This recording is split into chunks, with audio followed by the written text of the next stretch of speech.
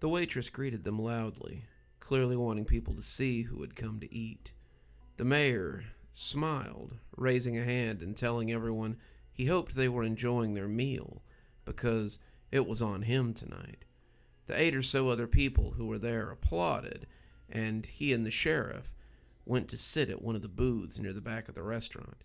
He'd spoken to the waitress when she escorted them to the very public table, and she had nodded as she took them somewhere more private. "I think I might have a 6-ounce round steak. What are you planning to get?" Susan asked, looking up as I cut my eyes back at the menu. Maybe a 10-ounce sirloin with potatoes and broccoli."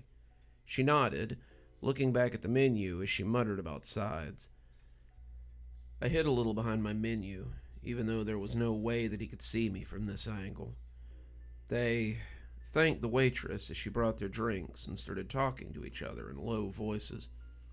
I wanted to know what they were saying. They were talking about the Foresters, probably. Maybe they were talking about something to do with the poison that they were using to keep the beetles at bay. More likely they were talking about city stuff, but who knew? Regardless, I needed to know what they were talking about. I needed to... "What can I get for you kids?" I jumped a little as the waitress came up behind me. "I'm gonna have the 6-ounce round with a baked potato and asparagus," Susan said, handing the menu back as she turned to me. The 10-ounce sirloin with mashed potatoes and broccoli," I said, handing her my menu as she moved off to put the order in. "Can you believe some people come here and get the chicken?" Susan said, leaning in. "I mean, it's a steakhouse. Why wouldn't you get a steak?" She kept on in that direction, but it was hard to focus on anything but the 2 men talking quietly in the corner. I needed to hear what they were saying, but they'd never let me get close enough to hear them. They already didn't trust me, so I'd need to be subtle if I was planning on eavesdropping. I started looking around, having ideas about dressing as a waiter or maybe creeping under the table somehow. That's when I saw my chance. There was a little alcove next to the bathroom, and if I hunkered there, I could probably listen to their conversation. The corner was pretty closed off. The swoopy glass would make me harder to see, and the more I looked at it, the easier I believed it would be to sneak into the bathroom without getting caught. She went on and on about the chicken marsala, but I told Janice that if you're gonna come to Joel's, you have to get I need to visit the restroom, I told her, trying to smile casually. "I think all that coke is trying to go through me. I'll be right back, promise," I said, getting up slowly so as not to draw any attention to myself. Oh, okay. I'll wait here for the food. Hurry back, Jeff. I don't want to look like I'm dining by myself, like a dork or something." "Promise," I said. "Give me like 5 minutes." I made my slow way around the table, not looking at them, but side-eyeing them as I went. They were deep in conversation, not even noticing as I skirted around and went into the shadowy alcove. I pushed the door and actually went in, using the bathroom before coming out again. I crouched, pushing it slowly so it wouldn't bang open, and crept to the edge of the glass divider. No one saw me. No one even noticed me, and as I leaned closer, I could hear that what they were talking about was far from city council business. "Participation has been down lately. I need you to go rouse the people on the schedule." The sheriff was slurping at something before answering. "I'll get on it, but it's hard to get these people on the spot for their shift, you know that." "I don't remember asking," the mayor said. "You know what's involved by being part of Main Street. It's bad enough that we can't get Mrs. Bremen to participate, but if Terry ever found out about it, he'd have all kinds of ammunition." What were they talking about? Some project or something utilized by the people of Main Street, it sounded like. I leaned a little closer, trying to pick up anything, but I also listened for footsteps. I would have to head back into the bathroom if someone was heading this way, lest they raise a fuss. A lot of them complain about it. They complained about Lemar's son, too, before we finally brought him in. He does it sullenly. He hasn't forgot that it killed his father.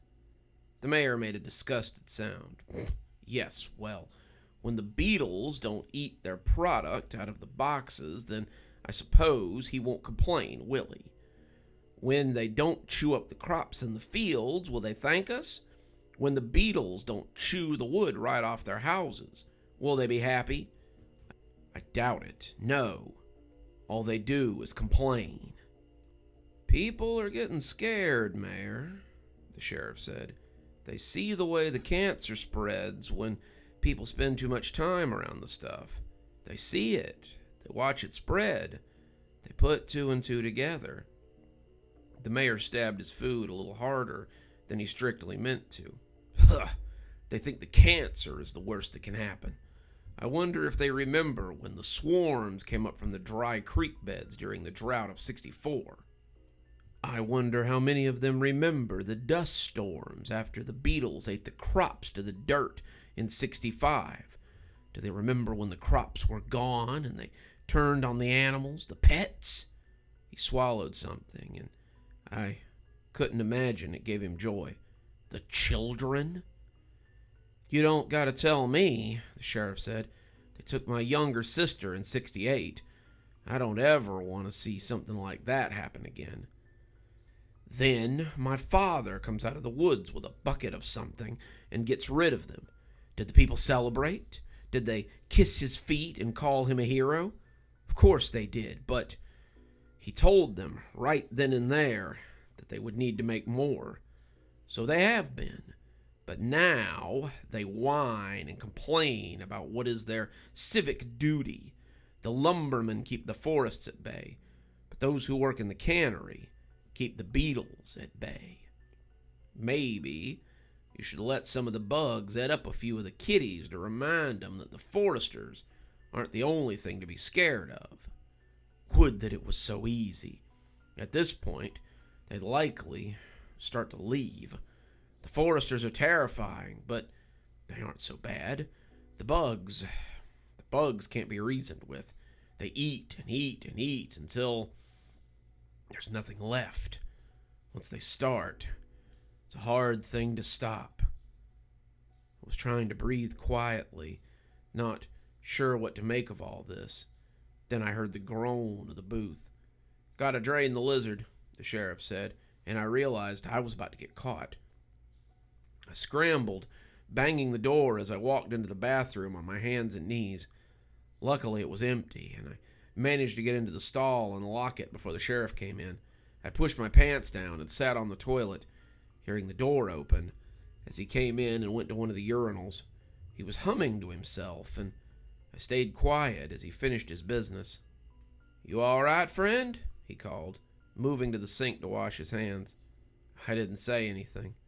The sheriff laughed. "I heard you come in. Must have been a real emergency to come in that quickly. I hope, however you got your food, that's not how I got mine. Anyway, hope everything comes out all right. Take care." He dried his hands and left, and I gave it a count of 200 before I headed out quietly and found that the two of them were gone. They'd left money on the table, and I found that our food had come when I returned to Susan. She was eating steak, enraptured by the taste, and she smiled as I came back. "Oh, there you are. Everything okay? You were gone for nearly 20 minutes.